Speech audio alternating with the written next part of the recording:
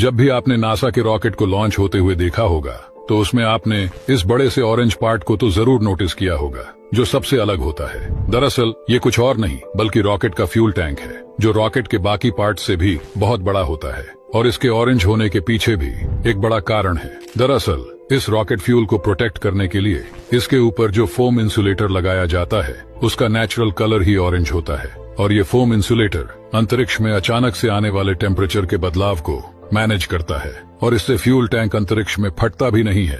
रात में चमचमाते इस चांद को देखकर हम इसे प्यार से चंदा मामा कहते हैं, लेकिन ये चंदा मामा असलियत में कितना खतरनाक और जानलेवा हो सकता है आज आप इस वीडियो को देखकर समझ जाओगे।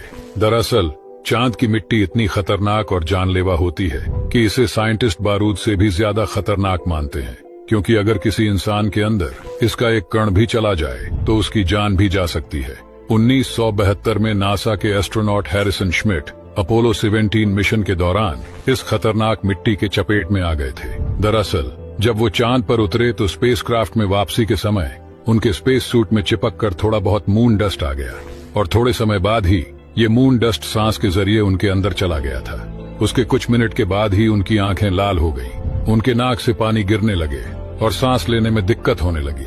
फिर वहां मौजूद बाकी एस्ट्रोनॉट्स बड़ी मुश्किल से उनकी जान बचाती है और तब से ही एस्ट्रोनॉट्स इस खतरनाक मून डस्ट से हमेशा दूर रहते हैं। दोस्तों ये एक ऐसा जहाज था जो सामान को लेकर चल तो पड़ा था, लेकिन ये कभी भी अपनी डेस्टिनेशन तक नहीं पहुंच सका। ये अब तक का सबसे महंगा समुद्री नुकसान था। आखिर इस जहाज के साथ ऐसा क्या हुआ था और ये जहाज क्या लेकर जा रहा था, चलो जानते हैं। दरअसल फरवरी 2022 में 4000 सुपर लग्जरी कार को लेकर बेलेस्टी नाम का ये जहाज जर्मनी से अमेरिका के लिए निकला था, लेकिन रास्ते में ही एक पनौती इलेक्ट्रिक कार की लिथियम बैटरी ने चिंगारी भड़का दी और देखते ही देखते ये आग इतनी ज्यादा बढ़ गई कि पूरे जहाज को निगल गई और ये जहाज आज भी गाड़ियों के साथ समुद्र के नीचे गल रहा है। नासा के अकॉर्डिंग जल्द ही हमारी दुनिया हिलने वाली है। दरअसल हाल ही में नासा को एक एस्टेरॉइड के बारे में पता चला जो बहुत तेज रफ्तार के साथ पृथ्वी की तरफ आ रहा है और इसका साइज इतना बड़ा है कि फिलहाल नासा को भी नहीं पता कि एग्जैक्टली ये कितना बड़ा है, लेकिन कब टकराएगा ये जरूर पता है। तारीख है 12 जुलाई 2038 और इसके धरती से टकराने के चांसेस पूरे 72% है, जिससे बचने का हमारे पास कोई प्लान भी नहीं है। तो क्या यही इंसानियत का अंत होगा?